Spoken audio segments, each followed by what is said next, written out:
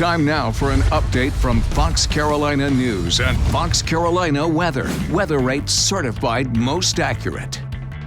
Good afternoon. I'm Cody Alcorn. We'll check in with Chief Meteorologist Kendra Kent in just a moment because that will be the big story of the forecast. And the temperatures we'll see later this week into the weekend. But right now, let's go to foxcarolina.com. Our big story we're following, one making national headlines. A new law in South Carolina giving inmates the choice between the electric chair or now the firing squad. No inmate has actually been put to death since 2011 in South Carolina. There has been an issue with the compound that goes into lethal injection. You can read more about that right here at foxcarolina.com. We've also confirmed a longtime TL Hanna football coach has passed away.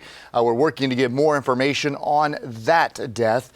And we just got this from Spartanburg Police. They're warning residents about a scam going around about warrants that are possibly out and you having to pay money. Of course, the police will not call you over a warrant. They'll likely come knock on your door and take you to jail over that warrant. So don't pay anybody for a warrant scam out there if they are trying to call you.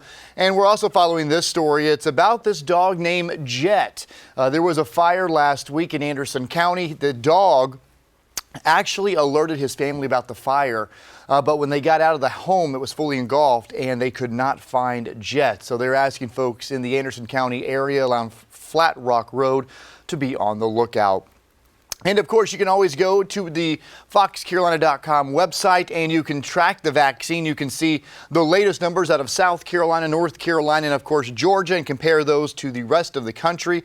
This is where you can also submit your vaccine questions, and our team will work to get those answered as fast as possible. And as I scroll back up, of course, our weather section always right here at the top, and you can see it is 81 degrees out there and definitely warmer than we've seen recently. But folks, it's only going to get warmer as the week goes on. Yeah. Kendra, it seems like everybody's talking about this forecast. I tell you, it's going to be an early taste of summer. We're still firmly in spring, but as we get toward the weekend, looking at low 90s back in the forecast, and the unofficial start to summer looks like it's going to be pretty hot too. That heat's going to stick around for us for a while. Tonight, though, refreshing in the upper 50s, so still cooling down a bit at night.